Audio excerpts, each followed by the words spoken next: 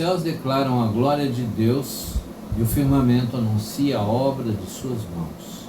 Um dia faz declaração a outro dia, e uma noite mostra sabedoria a outra noite. Salmo 19, versículos 1 e 2. Com este espírito de adoração, tendo em mente que até a natureza, de alguma maneira, ela adora ao Senhor, nós que somos seres inteligentes, criados à imagem e semelhança de Deus, devemos elevar os nossos olhos, nossos pensamentos aos céus e agradecer a Deus por tudo aquilo que Ele representa na nossa vida. Com este espírito nós vamos entoar o hino de número 283 do cantor cristão. Este hino tem como título Mais Perto Quero Estar.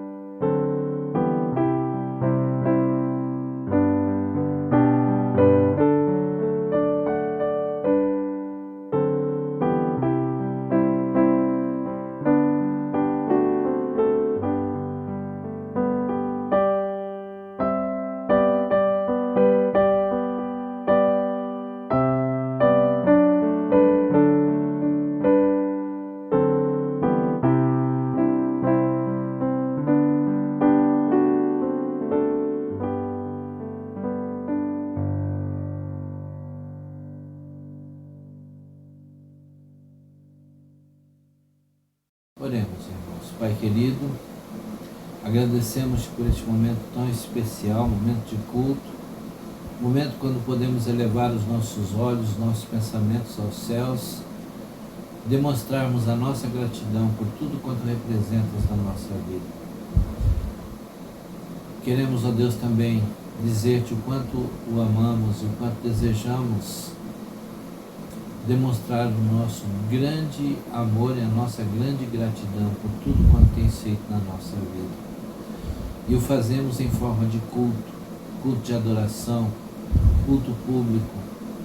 E pedimos-te, Senhor, que este culto possa ser do teu agrado e que tu recebas o que ele é de todo o coração. Que os nossos corações sejam cheios da tua graça, que o Espírito com liberdade possa falar a cada um de nós, que tenhamos a alegria de sentir a tua presença em nós e conosco, em todos os atos e em cada momento deste culto. Nós oramos no nome de Jesus. Amém. Quero apresentar-vos os aniversariantes da semana, do domingo para cá.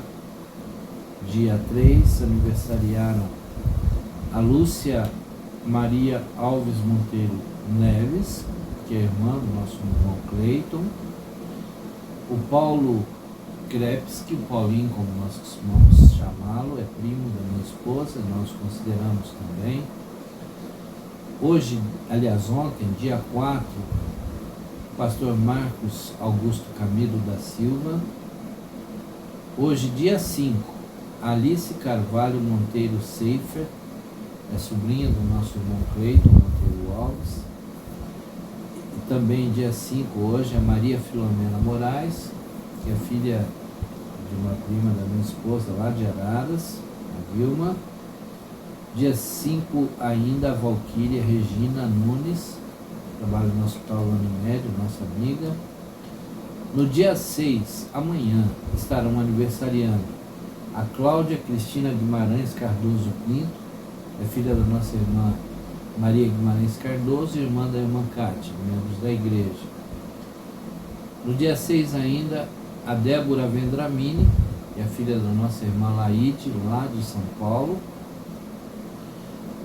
No dia 9, estarão aniversariando o meu irmão Inácio Pinheiro Nunes Filho, lá de Campinas, e o irmão Moisés Aires Alves, que é membro da nossa igreja, atualmente reside na cidade de Londrina, Paraná. A todos os aniversariantes, estendemos o nosso abraço com o desejo sincero de que Deus abençoe a cada um de acordo com a sua vontade. Nós vamos entoar um cântico e enquanto estivermos cantando, os aniversariantes recebam o nosso abraço como se os estivéssemos realmente abraçando. Deus abençoe.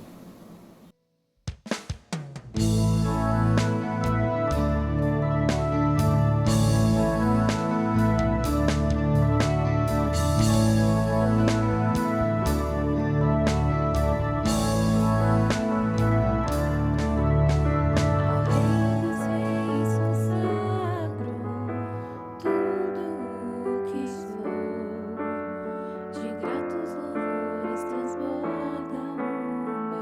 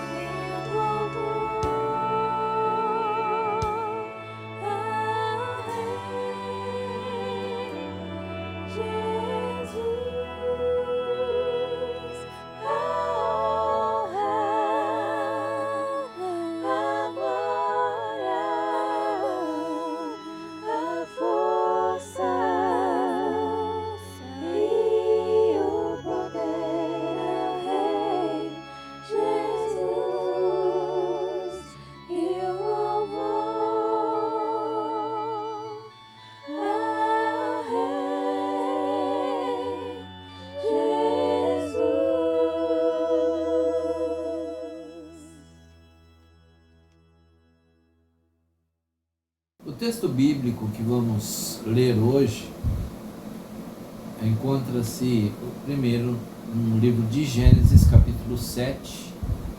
Neste capítulo leremos versículos 11 a 24. Primeiro livro da Bíblia, capítulo 7 de Gênesis, versículos 11 a 24. O texto diz o seguinte: no ano 600 da vida de Noé, no mês segundo, aos 17 dias do mês, naquele mesmo dia se romperam todas as fontes do grande abismo e as janelas do céu se abriram. E houve chuva sobre a terra 40 dias e 40 noites. E no mesmo dia entrou Noé, e Sem, e Cão, e Jafé, os filhos de Noé, como também a mulher de Noé, e as 3 mulheres de seus filhos com ele na arca. Eles e todo o animal conforme a sua espécie, e todo o gado conforme a sua espécie, e todo o réptil que se roja sobre a terra conforme a sua espécie, e toda ave conforme a sua espécie, todo o pássaro de toda a qualidade, e de toda a carne em que havia espírito de vida, entraram de 2 em 2 para Noé na arca. E os que entraram, macho e fêmea de toda a carne, entraram como Deus lhe tinha ordenado, e o Senhor o fechou por fora.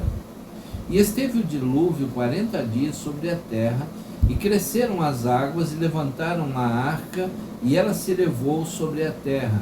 E prevaleceram as águas, e cresceram grandemente sobre a terra, e a arca andava sobre as águas. E as águas prevaleceram excessivamente sobre a terra, e todos os altos montes que havia debaixo de todo o céu foram cobertos. 15 côvados acima prevaleceram as águas, e os montes foram cobertos. E expirou toda a carne que se movia sobre a terra, tanto de ave como de gado e de feras, e de todo réptil que se roja sobre a terra, e todo homem. Tudo o que tinha fôlego de espírito de vida em seus narizes, tudo o que havia no seco morreu. Assim foi desfeita toda a substância que havia sobre a face da terra, desde o homem até ao animal, até ao réptil e até a ave dos céus, e foram extintos da terra, e ficou somente Noé e os que com ele estavam na arca, e prevaleceram as águas sobre a terra 150 dias. Agora no Evangelho segundo Mateus, no capítulo 24, leremos os versículos 36 a 44. Mateus, capítulo 24, versículos 36 a 44, e este texto nos fala a respeito da vinda de Jesus, do julgamento de Jesus sobre toda a terra. Versículo 44 diz o seguinte: por isso estáis vós apercebidos também, porque o Filho do Homem há de vir a hora em que não penseis. Quem é, pois, o servo fiel e prudente, que o Senhor constituiu sobre a sua casa para dar o sustento a seu tempo? Bem-aventurado aquele servo que o Senhor, quando vier, achar servindo assim. Em verdade vos digo que o porá sobre todos os seus bens. Porém, se aquele mau servo disser consigo: o meu Senhor tarde virá, e começar a espancar os seus conservos, e a comer e a beber com os temulentos, virá o Senhor daquele servo num dia em que não esperava, e a hora em que ele não sabia, e separá-lo-á, e destinará a sua parte com os hipócritas. Ali haverá pranto e ranger de dentes. Eu, na verdade, acabei fazendo a leitura mais para o final do texto, e eu quero aproveitar e ler ainda os versículos 36 em diante. O sermão que Jesus pregou pouco antes de deixar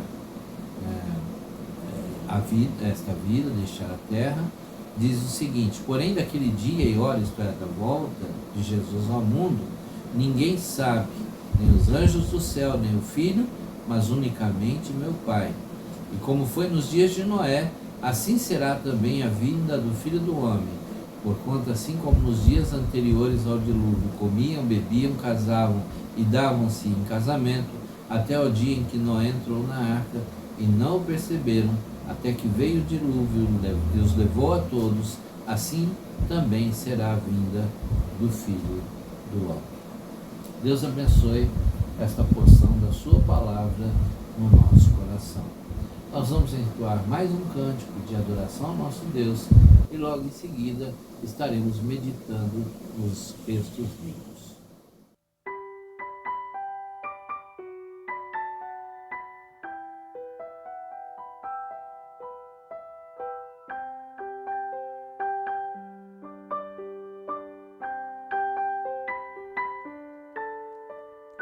Vem, Senhor, minha vida oferecer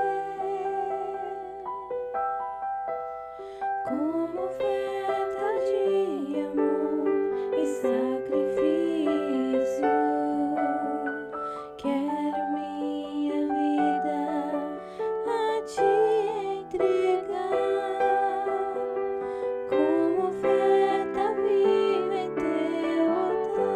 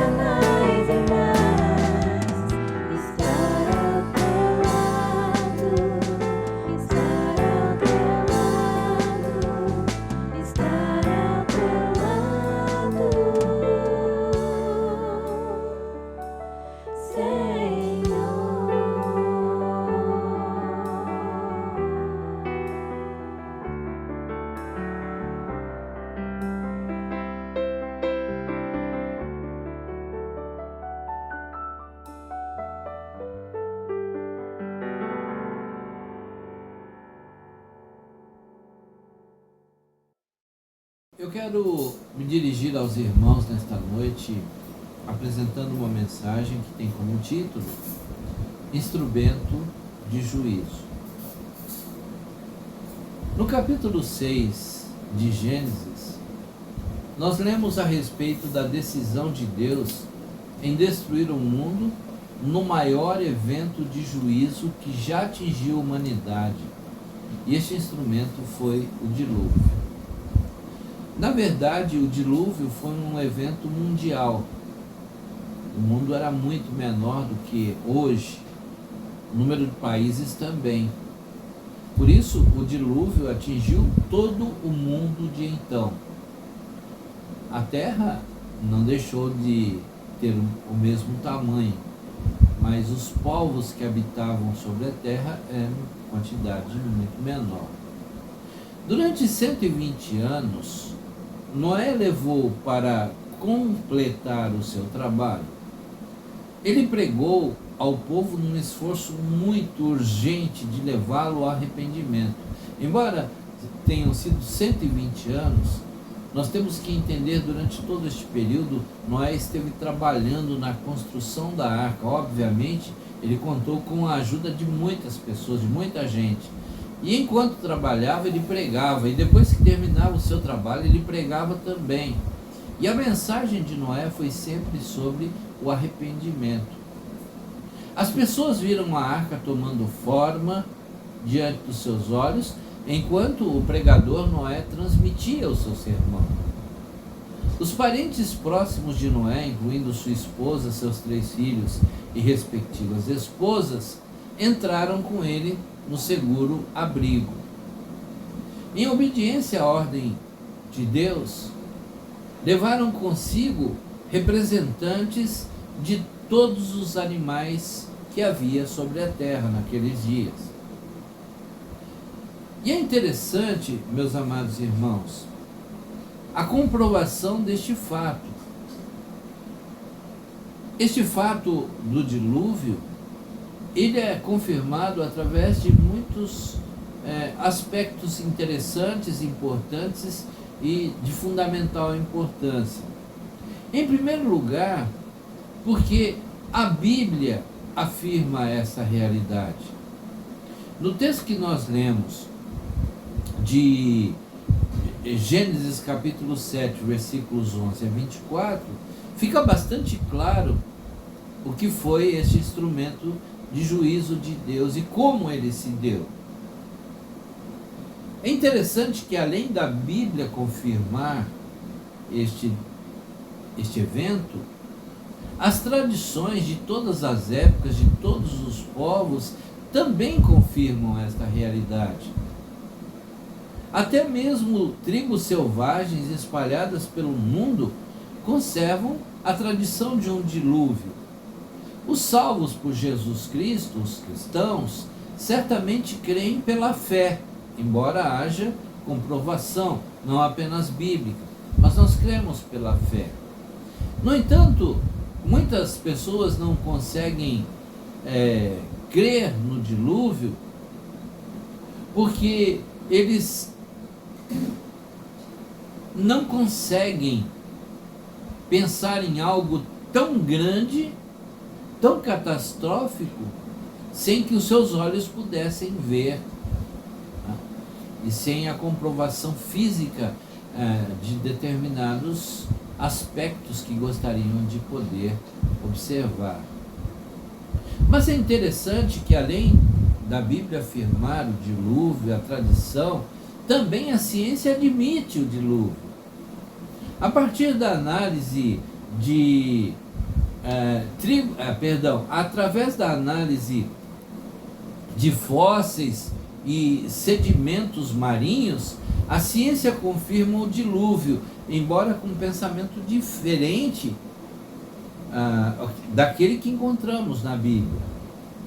Animais em continentes diferentes do seu habitat, descobertas como águas salgadas no pico das montanhas, as montanhas mais altas da Terra, samambaias no gelo, animais soterrados com a comida de todo o ventre, Além disso, a formação de enormes jazidas de carvão mineral e petróleo, o encaixe dos continentes, fósseis de vegetais e animais aquáticos em montanhas elevadas e árvores petrificadas são outros aspectos irrefutáveis que a ciência observou com relação ao dilúvio.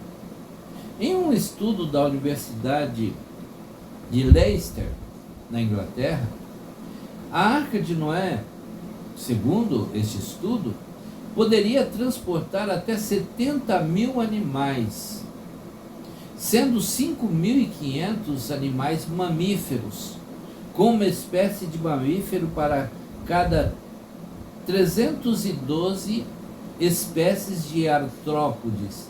Artrópodes são um filo de animais invertebrados representados por animais como, por exemplo, os gafanhotos, as aranhas, os caranguejos, as centopeias, os piolhos de cobra e etc. A arqueologia também vem para comprovar o dilúvio, a existência de um dilúvio sobre a Terra. Expedições em busca da arca têm comprovado com testemunhos oculares e fotos de satélite a presença da embarcação no Monte Ararat, o Ararat, se preferirem. Escavações no sul da Mesopotâmia, onde ficara o jardim do Éden, mostram evidências do dilúvio. Em entrevista à agência EFE, o cientista russo Andrei Polyakov realizou uma das últimas expedições ao Monte Ararat em 2003. Abram aspas, ele diz que documentos sumérios apontam a construção de uma arca muito grande. Fechem aspas. Arqueólogos norte-americanos encontraram evidências que apoiam a afirmativa bíblica de um dilúvio catastrófico atingiu a região do Mar Vermelho, do Mar Negro, há 7.000 anos, aumentando a salinidade desse mar, submergindo as planícies vizinhas e possivelmente inspirando as lendas mesopotâmica e bíblica do dilúvio. Para eles, lenda, mas comprovação de fatos encontrados. E é interessante porque muitas pessoas têm dúvida de quantos anos a Terra tem.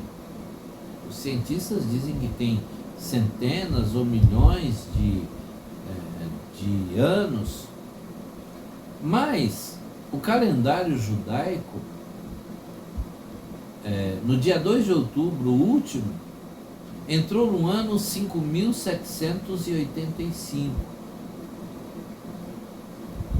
Pela cronologia bíblica, fazendo todas as contas a partir de Adão, nós chegamos a um resultado de 6.131 anos, desde Adão até agora. Ou seja, de Adão até Jesus Cristo, 4.107 anos, fazendo todas as contas.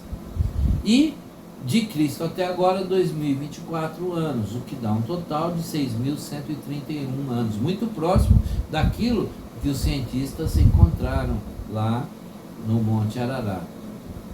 Biblicamente falando, o dilúvio é um exemplo, um instrumento do dia do juízo final, conforme nós encontramos em todo o Novo Testamento. Por exemplo, em Mateus, que nós lemos, em Lucas capítulo 17, em Mateus 24, 37 e 39, e em 2 Pedro capítulo 3, versículo 5 a 7, quando Pedro diz que o mundo será destruído por fogo, os elementos ardendo se fundirão e cairão sobre a terra, enfim. A Bíblia fala sobre esta questão, sobre o fim do mundo como algo tão ou mais catastrófico do que foi o dilúvio.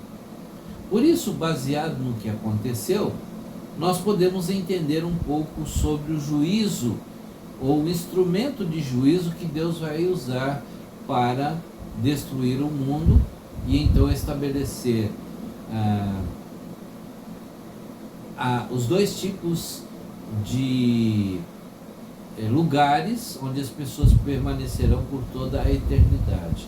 Aos salvos, ele reservou os céus, e ali viverão eternamente. E os perdidos viverão eternamente no lago de fogo ardente.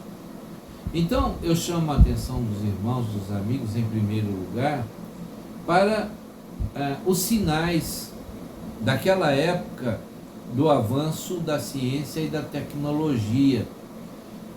O irmão vai me dizer, mas lá no início, em Gênesis, nós temos aspectos ligados à ciência e tecnologia? Sim, obviamente não como os que nós temos hoje, mas o homem já era capaz de fazer muitas coisas extraordinárias.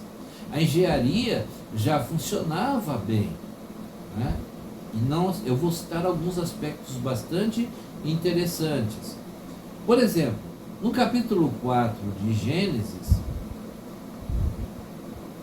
no versículo 17, nós encontramos o seguinte texto: e conheceu Caim, a sua mulher, ela concebeu e teve Enoque, e ele edificou uma cidade e chamou o nome da cidade pelo nome do seu filho Enoque. E a partir de então, muitas cidades e cidades grandes, metrópoles para aqueles dias, foram construídas.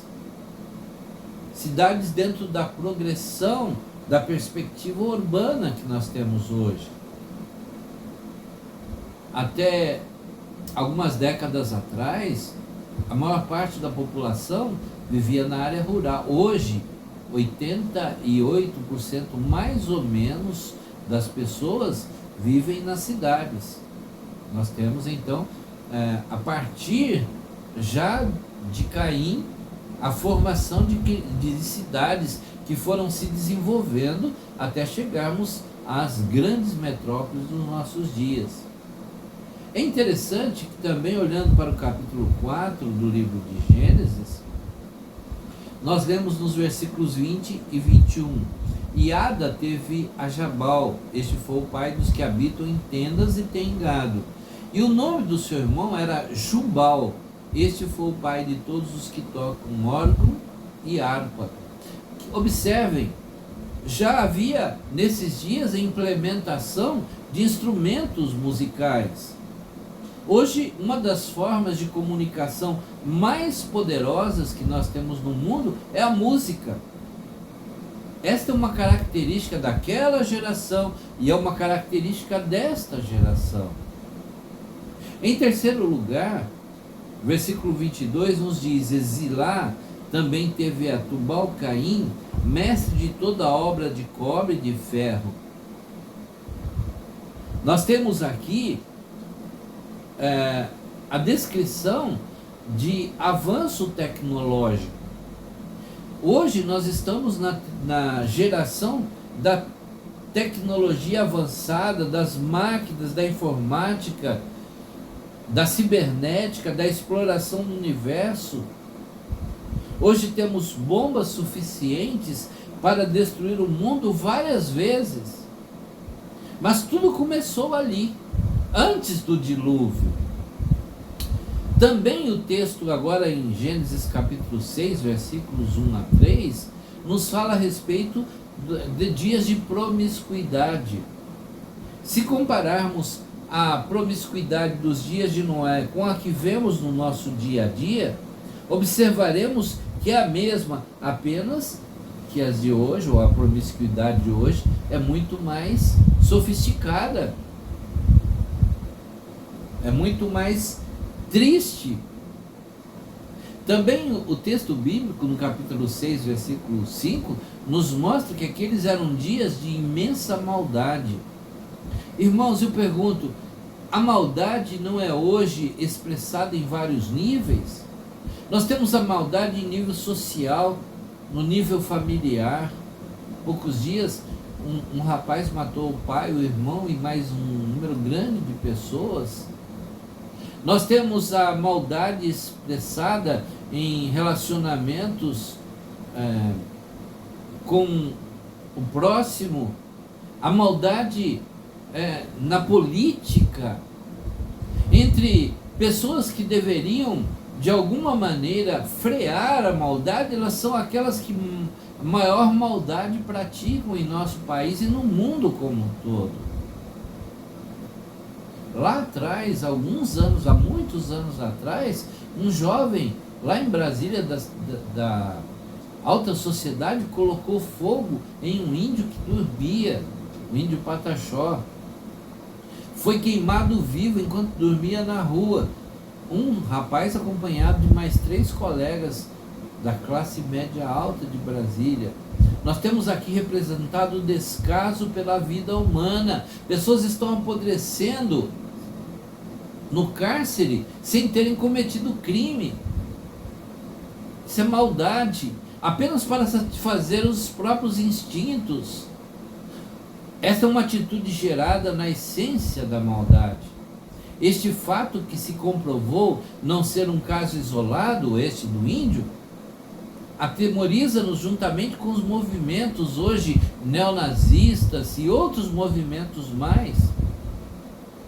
Mas naqueles dias também, o texto de Gênesis capítulo 6, versículos 7 e 12, nos apresentam a degeneração natural. A terra havia se corrompido de tal maneira que Deus estava disposto a destruí-la.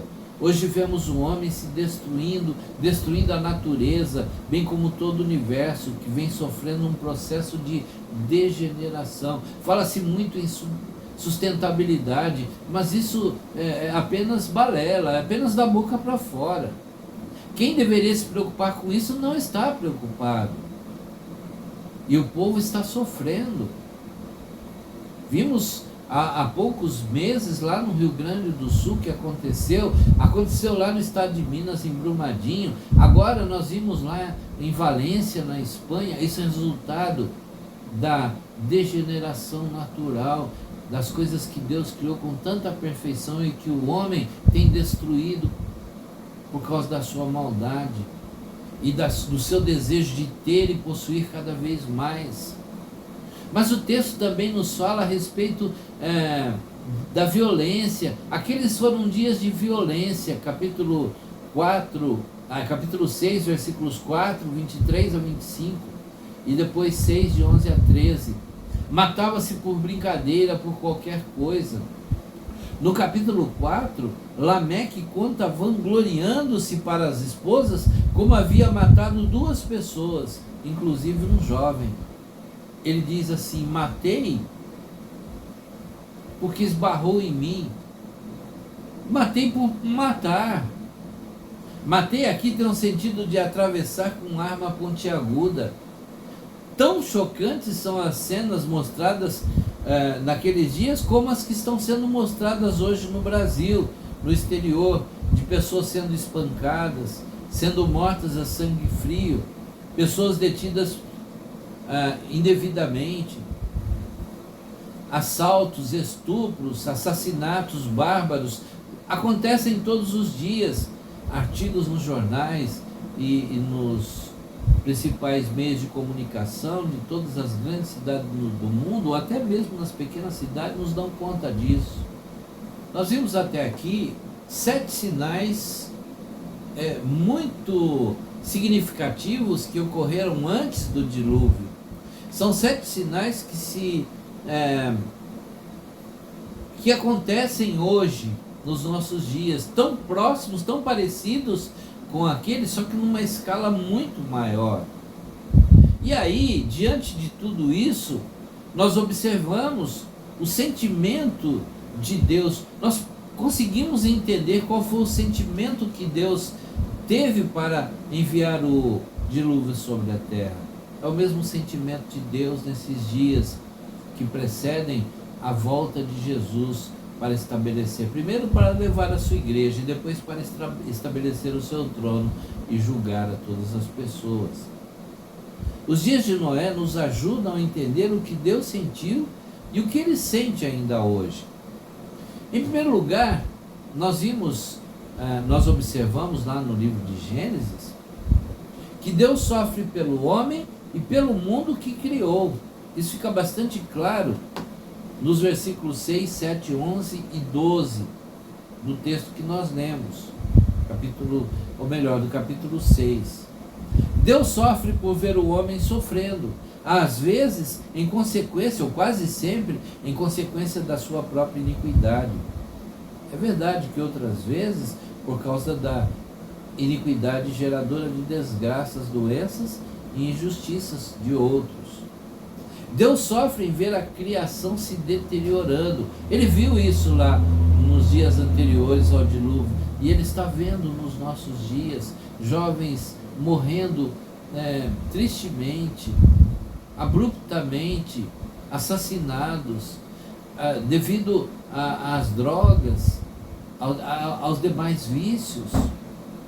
Deus sofre em ver o potencial do homem criado para realizar o bem canalizado para o mal. Sofreu naqueles dias e tem sofrido hoje. E por isso, como aconteceu lá, Deus intenta trazer juízo para nós, para este mundo. Deus não nos engana, Ele nos alerta sobre o juízo. Isto, na verdade, é apresentado em três perspectivas. A Bíblia nos mostra, lá no Antigo, mas principalmente no Novo Testamento, que o juízo de Deus se dará devido à questão ou ao juízo auto-infligido. É a consequência da nossa própria iniquidade. É o que nós lemos, por exemplo, lá no Salmo 38, versículo 8. Vamos ver o que o salmista diz. Salmo capítulo 38, versículo 8. O salmista diz o seguinte: estou exausto e abatido, meus gemidos vêm de um coração angustiado. E por que o salmista estava angustiado? Por causa do pecado. Ele se auto-infligiu um sentimento de angústia diante da sua iniquidade, diante da iniquidade daqueles que estavam ao seu redor. Mas também há uma segunda perspectiva de juízo, que é o juízo da condenação pelo pecado. O pecado tomou conta do ser humano. Lá em Romanos capítulo 3, versículo 23, o apóstolo Paulo diz o seguinte: porque todos pecaram e por isso carecem da glória de Deus.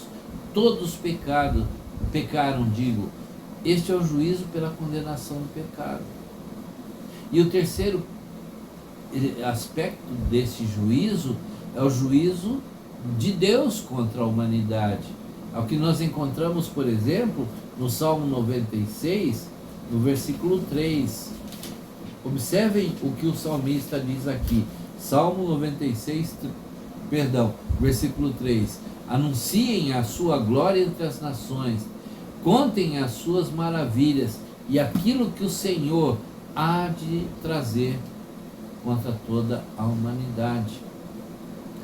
Na verdade, Deus propõe salvação. No capítulo 6, ele dá oportunidade. Noé prega durante 120 anos. Ele prega uma mensagem baseada em uma palavra: arrependimento. É preciso haver arrependimento. A mensagem é a mesma desses dias. Esta mensagem foi pregada no Antigo Testamento. Ela foi pregada por João Batista, que antecedeu Jesus. Ela foi pregada por Jesus, foi pregada pelos apóstolos, tem sido pregada ao longo dos séculos. E nesses dias, os pregadores que pregam um verdadeiro evangelho, pregam o evangelho do arrependimento. Não o evangelho do sucesso, mas do arrependimento. Sucesso é uma consequência. Prosperidade pode acontecer, mas o evangelho genuíno é o evangelho do arrependimento. Deus está pedindo que o homem se arrependa. A salvação para Noé foi a arca. Para nós é a pessoa de Jesus Cristo. Jesus veio ao mundo, morreu na cruz, derramou seu sangue para a remissão dos nossos pecados. E por isso vem o terceiro ponto, o terceiro aspecto que quero destacar dentro do texto bíblico. O que Deus espera de nós neste tempo. De Noé, ele esperou a pregação da mensagem de arrependimento, e foi o que ele fez. E ele conseguiu apenas levar mais 7 pessoas com ele: sua esposa, seus 3 filhos e suas 3 noras. Mas ele fez a sua parte, 120 anos pregando o Evangelho. E de nós, o que Deus espera neste tempo? Em primeiro lugar, Deus espera que sejamos homens e mulheres que se escondam debaixo da sua graça. Capítulo 6, a partir do versículo 8, diz que que Noé era homem justo, reto, puro, santo diante de Deus. Ele vivia uma vida íntegra, e é isso que Deus espera de nós nesses dias. Mais tarde, em Hebreus capítulo 11, versículo 7, Deus destaca exatamente essa verdade na vida de Noé. Deus espera que vivamos sob a sua graça, que nos justifica dos nossos pecados, sob a sua graça que nos fortalece. Paulo diz que nós podemos todas as coisas naquele que nos fortalece. E também Deus espera que vivamos uma vida íntegra, baseada na sua graça, que consola. A graça de Deus, através de Jesus Cristo, traz consolo ao nosso coração. Mas Ele espera que nós levemos isso para outras pessoas, como fez Noé. Ele não guardou para si, ele levou adiante. Depois Deus espera que tenhamos um caráter santo, como Noé, lá no capítulo 6, versículo 9. Eu estou confundindo com Jó, porque as características de Noé são as mesmas de Jó mais tarde. Deus espera que sejamos justos no mundo injusto. Deus espera que sejamos tementes a Ele, como Noé foi. Depois, por último, Deus espera que possamos ter profunda experiência com Ele, como Noé teve. Noé andava com Deus, versículo 9, primeira parte, e Deus espera que nós andemos com Ele. Lá em 1 João capítulo 2, versículo 6, o apóstolo diz que se alguém está em Cristo, também deve andar como Ele andou. E para isso nós precisamos ouvir a sua voz, seguir as suas orientações e esperar por suas promessas. O dia do juízo já chegou para mim e para você. É o dia quando, conscientes do nosso pecado, deparamos-nos com a condenação aplicada desde a queda do primeiro homem. Cabe a nós a escolha entre a proposta de salvação que Deus nos apresenta ou a proposta de destruição que aconteceu lá atrás através das águas e acontecerá no futuro não muito distante através do fogo. Quanto ao grande dia do Senhor, o dia do juízo, o dia do fim, quanto a este não devemos angustiar-nos ou preocupar-nos, pois aqueles que aceitaram Jesus como seu único e suficiente Salvador estão protegidos, estão salvos e guardados para a salvação eterna. Se você ainda não recebeu a Jesus, receba-o como seu único e suficiente Salvador, porque senão o instrumento de juízo de Deus será triste e será terrível. Amém. Nós estamos caminhando para o final do nosso culto. Nós vamos cantar, depois da oração, o hino 222 do cantor cristão, que tem como título Manso e Suave, e aí o culto estará encerrado. Hoje eu vou orar antes do cântico. O cântico será então o encerramento do nosso culto. Nós temos pedidos de oração e nós vamos estar orando por eles. Eu quero destacar 2 pedidos especiais. O primeiro em relação à irmã Mara Lemos, que estará passando por cirurgia esta semana. Que Deus possa abençoá-la, tudo possa transcorrer de acordo com a sua vontade. E o segundo pedido é com relação ao irmão Tiago Pires Moraes, ele não é membro da nossa igreja, esteve conosco durante um bom período de tempo sem ser membro. Hoje eu não sei se ele está em outra igreja, mas ele sofreu um infarto e entrou em coma, foi entubado. Hoje ouvimos uma mensagem dizendo que ele já não, que o coração bate sozinho, sem a necessidade de instrumentos, mas que ainda continua em coma. Então eu peço, irmãos, que se lembrem do Tiago, ele ainda é bastante novo, que Deus possa abençoar a sua vida e que não fiquem com sequelas, porque foi algo muito forte e que poderá deixar sequelas, mas nós esperamos que Deus o cure completamente. Então nós vamos estar orando por todos os pedidos e também por esses dois pedidos da irmã Mara e do irmão Tiago. Oremos, irmãos. Pai querido, aqui estamos diante de Ti para juntos expressarmos o nosso grande amor para contigo, a nossa gratidão, e também para colocar diante do Teu altar os nossos pedidos. Ó Deus, colocamos a vida do Senhor Manuel Moacir de Moraes, enfermo, da senhora Rose, em tratamento contra o câncer, a vida da irmã Eliana Sopran, que precisa da solução de problemas, também a vida da Adriana Esteves, filha da nossa irmã Terezinha, que possa resolver os seus problemas ali em Portugal, juntamente com seu esposo Arthur. Colocamos, ó Deus, a vida da irmã Marolina, que passará por cirurgia nessa semana, que Tu possas abençoar o médico, o cirurgião, todos aqueles que estarão assistindo nesta cirurgia, que tudo possa transcorrer de acordo com a Tua vontade. Colocamos a vida do Tiago diante do Teu altar, Tiago Pires Moraes. Que Tu possas, ó Deus, fazer o melhor nesta vida. Se for do Teu agrado, que possas restabelecê-lo completamente, que não fique nenhuma sequela. Seja feita a Tua vontade na sua vida. Abençoa seus familiares, sua esposa, filhos, pais, sogros, ó Deus, confortando os seus corações. Também colocamos diante de Ti a vida da irmã Cecília, a vida da senhora Jaci, a vida da irmã Heleninha, a vida da Valentina, a vida do Álvaro, a Deus da Elza. Colocamos a vida do irmão Antônio Mateus, da irmã Laura, colocamos a vida da irmã Maria e da Sofia em viagem, colocamos diante de Ti a vida da irmã Isabel e do irmão José Carlos, concedendo-lhes a saúde completa. Pedimos-te, Senhor, pela vida do Carlinhos, da Tereza, da Madalena, da Isabel, todos os irmãos da nossa irmã Dirce. Tu possas derramar as Tuas bênçãos sobre suas vidas. Abençoa a irmã Maria ali em Caxambu, a igreja a qual ela pertence. Que tudo possa, Deus, ser feito de acordo com a Tua vontade e que possamos ter grandes alegrias em saber que a igreja tem se desenvolvido e crescido para a honra e glória do Teu nome. Colocamos a vida da irmã Olga, do Samuel, do pastor Jefferson, toda esta família, a vida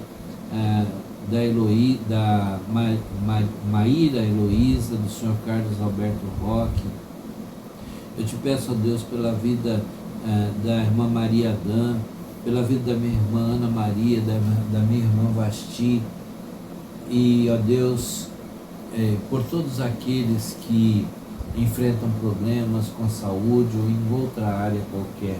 Derrama as Tuas mais ricas bênçãos sobre todas estas vidas. Sê conosco ao longo desta semana. Derrama o Teu poder sobre a nossa vida. Nós oramos agradecidos no nome de Jesus. Amém.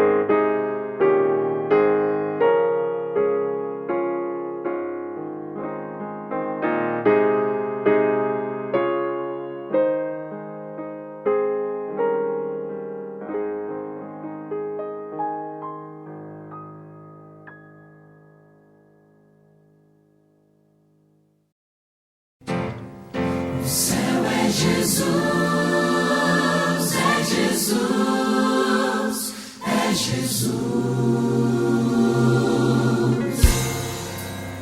Eu já ouvi falar de uma terra sem igual, onde tudo é paz e não há lugar pro mal. Anelo esse lar tão puro e sem igual, mas eu não sei o dia em que virá pra mim. Enquanto estou aqui, começo a pensar que desse bom lugar já posso desfrutar. E quando vejo mãos unidas, multidões cantando um hino, vejo anjos celebrando, é o céu que está chegando. Eu posso aqui provar as delícias desse lar, se eu procurar viver como meu Jesus viveu, em meio à luta e dor. Eu posso estar em paz, pois meu viver já coloquei nas mãos do Pai. Enquanto estou aqui, começo a pensar que nesse bom lugar já posso desfrutar. E quando vejo mãos unidas, multidões cantando um hino, vejo anjos celebrando, é o céu que está chegando. O céu é aqui, se como tempo pra louvar. O céu é aqui, se me ajoelho para orar. O céu é aqui, se eu aprendi a perdoar. O céu é Jesus, e onde Ele estiver, o céu será ali. Pois não existe céu sem Jesus. Não existe